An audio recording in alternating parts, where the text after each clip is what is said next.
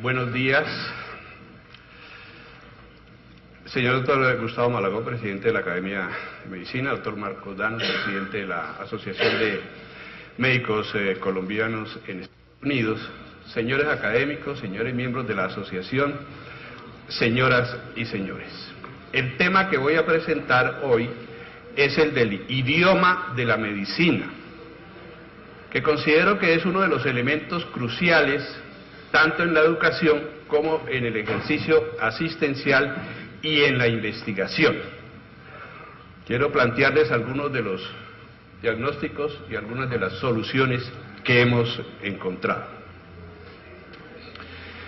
Pero para eso voy a invitarles a hacer un recorrido a través de este idioma y pedirle a las personas que han estado dentro de las disciplinas de las ciencias de la salud que recuerden sus primeras experiencias y confrontaciones y conflictos y problemas con este idioma.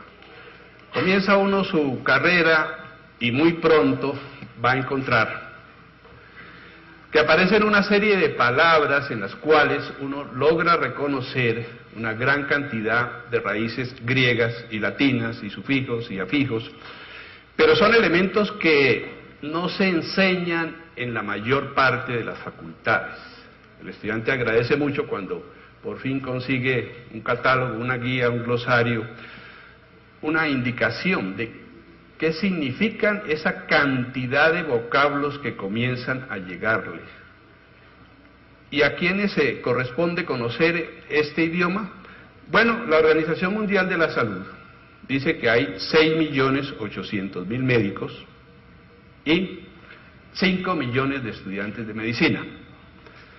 Todo este grupo va a enfrentar este idioma. También, claro está, las personas de otras disciplinas.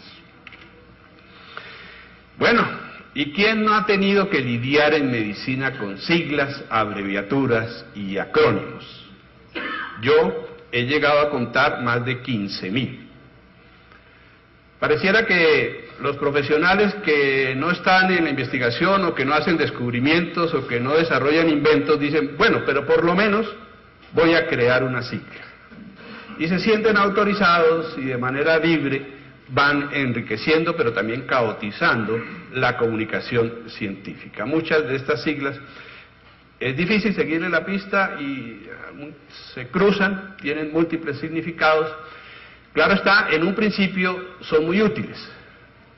Abreviar las palabras, pues es una metodología normal, pero cuando ya son tantas, lo que hay es una verdadera confusión. Luego será enfrentado el estudiante con una inmensa cantidad de epónimos. De ellos he contado más de 9.500. Y a uno le dicen, agujero de Monro, entonces claro, el estudiante dice, el agujero de Monro comunica los ventrículos laterales con el tercer ventrículo, el acueducto de Silvio, el tercero con el cuarto ventrículo. Le describen a uno el polígono de Willis. Lo curioso es que si uno le pregunta al estudiante que quién era Monro, por ejemplo, hay un silencio total. La cosa es más grave, si se le pregunta a los docentes que están hablando con mucha prosopopeya y propiedad, que quiénes son estos personajes, tampoco lo conocen. Hace poco estuve en una reunión de neurólogos, con residentes de neurología, y les dije, doctores, el primer signo de Alzheimer es no saber quién era Alzheimer, y la mitad de los que están ahí no saben quién era Alzheimer. Así que tenemos un lenguaje en el cual todos hablan, todos hablamos, mas no todos comprendemos. Y es un lenguaje que, quiero insistir mucho en este punto de vista, no se enseña. Más tarde será uno confrontado con el lenguaje de las especialidades, y son lenguajes gigantes, dinámicos, cambiantes. Luego conocerá uno los sucesores de la dinastía de los jeroglíficos, y estos son en la letra de los médicos. En nuestro país todavía muchas fórmulas son hechas son manuscritos, muchas historias clínicas también, y esto genera una confusión extraordinaria. ¿Han visto ustedes la firma de los médicos? ¿Recuerdan los trazados electroencefalográficos de los pacientes con más graves afecciones cerebrales? Y, por ejemplo, esta sigla, muchas veces es ampolla y muchas veces se interpreta como comprimido. Es completamente diferente para el paciente una cosa o la otra.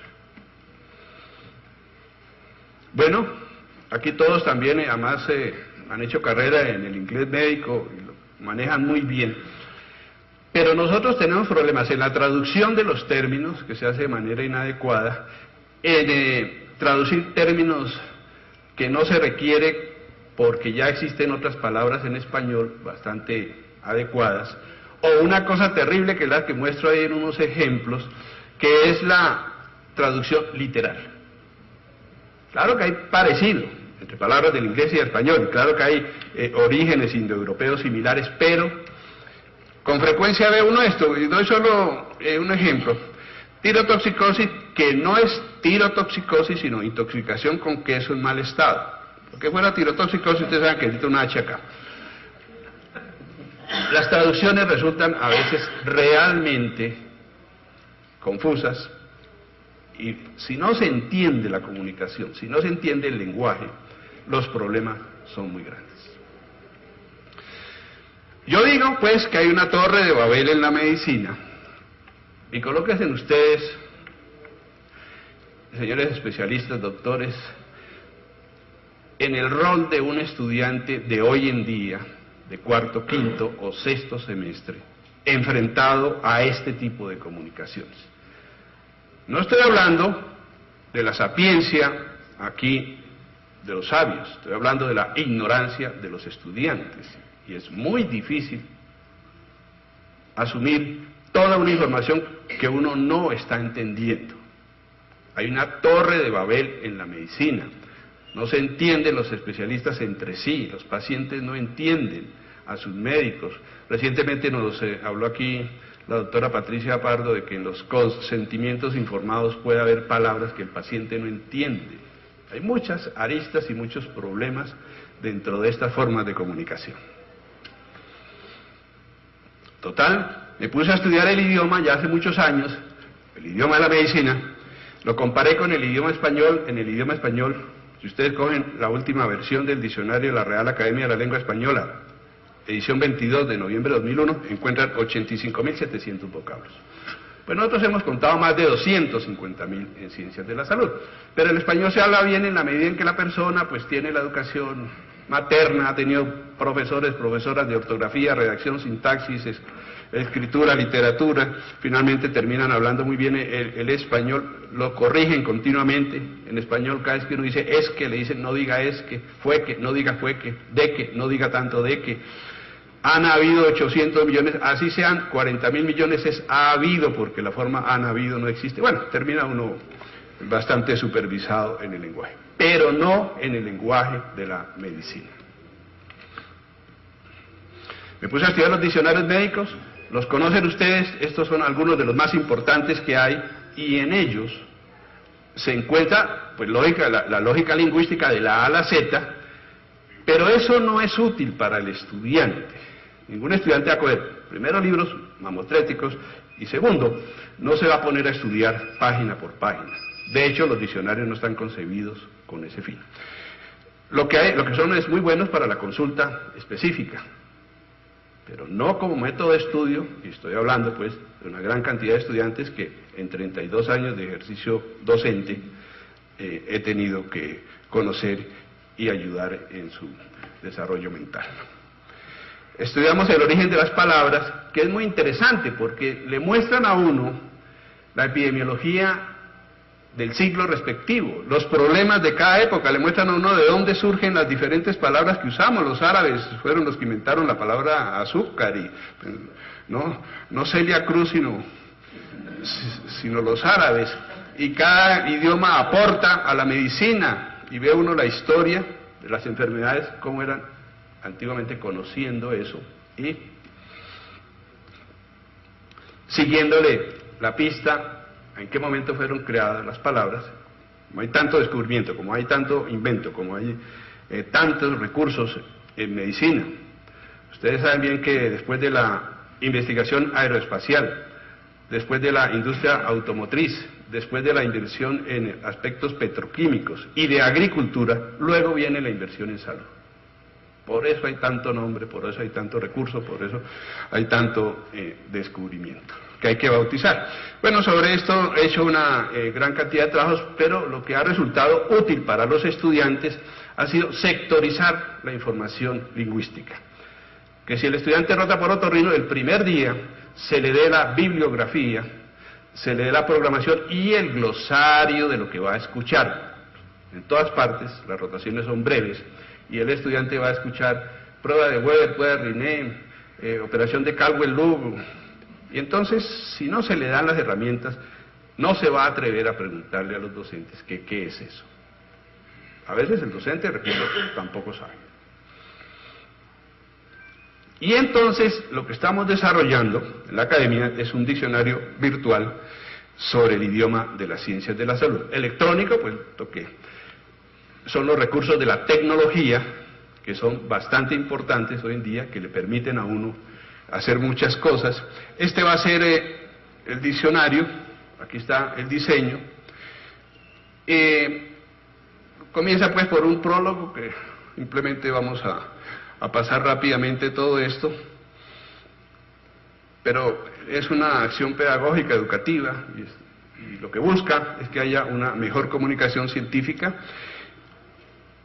Iniciamos por la parte etimológica, que es absolutamente necesaria, que no se enseña en la mayor parte de sitios, que si el estudiante llega a entender claramente, por ejemplo, que hiper es mucho, pues entonces palabras como hipertrofia, hipertensión, hiperuricemia, hipercalcemia, hiperglicemia se le van aclarando. Es que son cosas simples, son las claves para entrar al idioma. De esto tenemos una gran cantidad de prefijos identificados con sus respectivos ejemplos. Bien, mostremos ahora sufijos, y también lo que se está trabajando son los glosarios etimológicos. Le muestran uno el origen de la palabra. Si el estudiante entiende que oide es semejante, similar, parecido a, entonces cuando oye la palabra hueso cuboide, ese hueso que se parece a un cubo, hueso trapezoide, el hueso que se parece a un trapecio, personalidad esquizoide, personalidad que se parece a la esquizofrenia, paranoide, que se parece a la paranoia. No son cosas tan complejas, pero como no se enseñan, entonces el estudiante termina muy perdido. Si conoce que el sufijo itis significa inflamación, entonces una gran cantidad de palabras van a ser comprendidas. Adenitis, faringitis, laringitis, traqueitis, bronquitis, rinitis, todo va tomando sentido para la persona que se acerca a la medicina, pero también para el que está en su ejercicio. Veamos un ejemplo de glosario organizado, sí, alfabéticamente, pero buscando que tengan todos su significado, de dónde surgen las palabras. De eso hay una gran cantidad y posiblemente vamos a llegar a más de 2.500. Veamos lo de latín, para acelerar un poquito, para terminar a tiempo. Lo mismo, prefijos del latín, su influencia, a la vez el latín influenciado por el griego.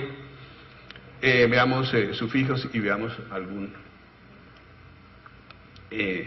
algunos de los glosarios de las palabras que vienen del latín. También ahí tenemos aproximadamente 850. Bien, veamos, continuamos, veamos lo de inglés.